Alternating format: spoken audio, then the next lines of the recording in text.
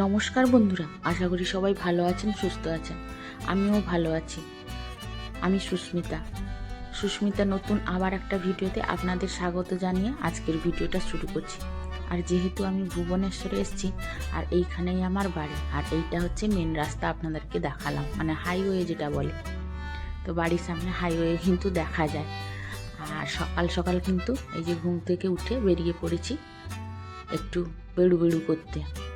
তো আপনারা ভিডিওটা দেখতে থাকুন, আশা করি একটু হলেও ভালো লাগবে।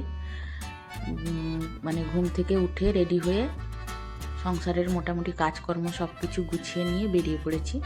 এই যে প্রথমে এসেছি একটু ঠাকুর দর্শন করতে, কারণ এখানে এলে কিন্তু যেখানে যান না কেন আগে আপনাকে ঠাকুর দর্শন করতেই হবে। যে কোনো একটা মন্দিরে যেতে হবে, তারপরে আপনি যেখানে যাচ্ছেন যান। তো এই যে মন্দিরে একটা এসেছি, আগে মন্দির দর্শন করে নিলাম, তারপরে এই যে বেরিয়ে পড়লাম। রাম মন্দির হয়েছে ভুবনেশ্বর থেকে 70-75 কিলোমিটার দূরে একটা পাহাড়ের উপরে রাম মন্দির তৈরি হয়েছে। তো সেইটা দেখার জন্য কিন্তু সবাই মিলে বেরিয়ে পড়েছি। তো আমার ভাসুর, যা, আমি, আমার হাজব্যান্ড আর মেয়ে, 3 জন মিলে 5 জন টোটাল মিলে বেরিয়ে পড়েছি। আর এই যে দেখুন, পাহাড়ের মাথায় দেখা যাচ্ছে রাম মন্দির। আর এটা কিন্তু জঙ্গলের মধ্যে দিয়েই যেতে হবে, আর এটা নতুন হয়েছে, এই পাহাড় কেটে কেটে রাস্তাটা তৈরি হয়েছে। আর এদিকে শাল গাছ কিন্তু প্রচুর আছে। আর এই যে দেখুন, সেদিকে ধান জমি দেখা যাচ্ছে, আর রাস্তার এপাশে কিন্তু শাল জঙ্গল। আর এর মধ্যে বলছে নাকি ভাল্লু আছে। বুঝতে পারছেন ব্যাপারটা, মানে কি অবস্থা। তাও কিন্তু মানুষ এই যে যাচ্ছে। আর এইটা হচ্ছে জঙ্গল, এর মধ্যেও আবার লোক আছে, মানে ছোট ছোট ঘর করে কিন্তু মানুষ বাস করছে। আমাদের তো শুনে ভয়ই লাগছে, মানে এত জঙ্গলের মধ্যে যে কি করে মানুষ থাকে সত্যি মানে ভাবা মুশকিল। আর এইগুলো দেখতে পাচ্ছেন, এগুলো হচ্ছে সব শাল গাছ। শাল, এর মধ্যে আবার মানে বাদাম গাছও, এদিকে প্রচুর প্রচুর বাদাম গাছ আছে। তো এই মানে রাস্তার দুপাশে যে শাল জঙ্গল, দেখতে তো ভালোই লাগে বেশ।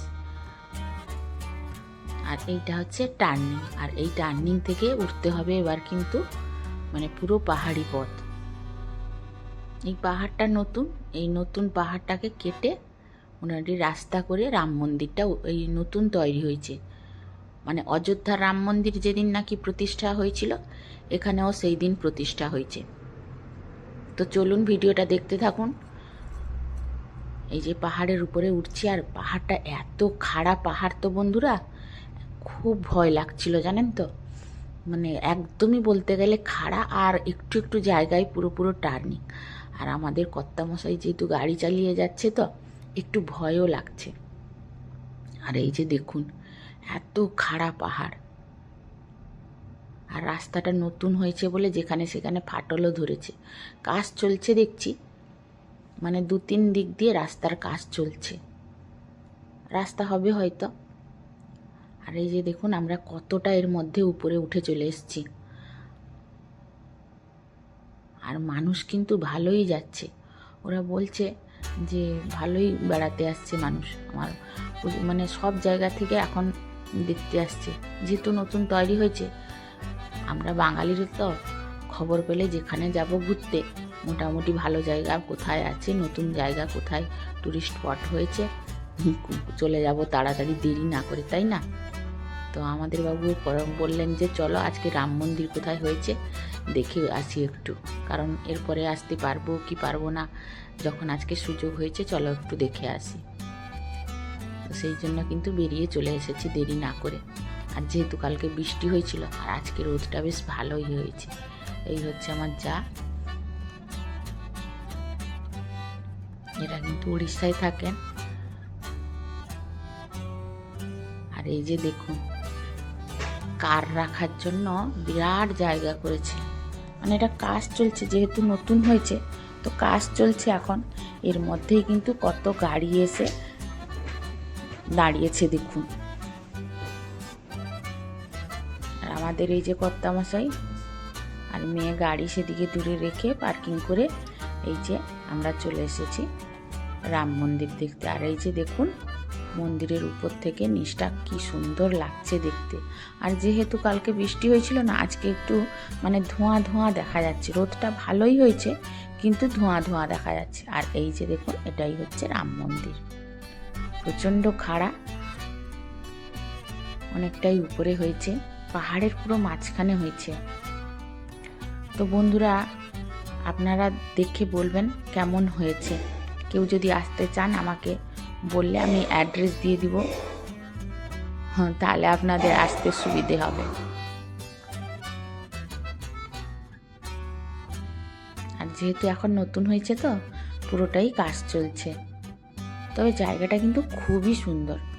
আর এখানে খাওয়া দাওয়া সব কিছুর ব্যবস্থা আছে, থাকারও ব্যবস্থা আস্তে আস্তে হচ্ছে, ওই পান্থশালার মতো হচ্ছে, আস্তে আস্তে জায়গা করছেন এনারা। তবে মানে থাকা খাওয়ার এরপরে কোনো অসুবিধা হবে না, যেহেতু এখন নতুন হচ্ছে, কাজ চলছে অনেকটাই। তো আমাদের তো এসে কিন্তু সত্যি খুব মজা লাগলো, একটু কষ্ট হলো কিন্তু মজাটাই বেশ ভালো হয়েছে।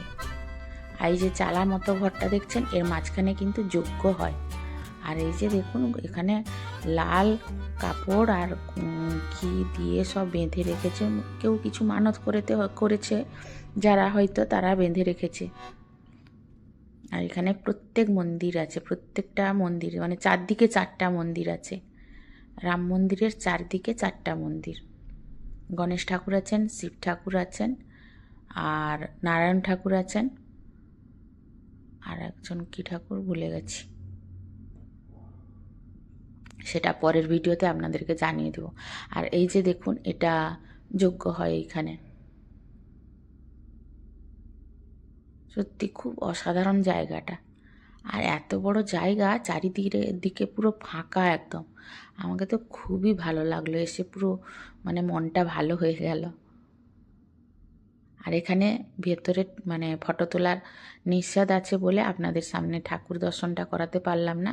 এখানে কিন্তু সাদা পাথরের মূর্তি তৈরি হয়েছে, রাম লক্ষ্মণ সীতা সাদা পাথরের তৈরি হয়েছে। আর মন্দিরের দরজার কারুকাজগুলো আর বা মন্দিরে যে ডিজাইনগুলো কিন্তু অসাধারণ হয়েছে, অসাধারণ। এর ডিজাইনগুলো দেখুন খুব সুন্দর হয়েছে, মানে দেখে মনটা সত্যি খুব ভালো হয়ে গেল। আর নতুন হয়েছে বলে এখন থেকেই প্রচুর ভিড়। আমরা তো অনেকটাই ঠেলাঠেলি করে গেছি দেখতে, মানে দাঁড়ানোর মতো সুযোগ পাইনি। আর জায়গাটাও খুব ভালো। আর এখান থেকে ভিউটা দেখুন, এই যে সামনে দেখা যাচ্ছে এটা হচ্ছে একটা নদী। সামনে আপনারা দেখতে পাচ্ছেন নাকি বুঝতে পারছি না, শেষ মাথায় একদম নদীটা গেছে। আর উপর থেকে গাড়ি রাখার জায়গাটা দেখুন। এই যে নতুন হয়েছে বলে এখন কাজ হচ্ছে, তাও প্রচুর লোক। আমার তো ওয়েস্ট বেঙ্গল থেকে প্রচুর লোক এখানে এসছেন।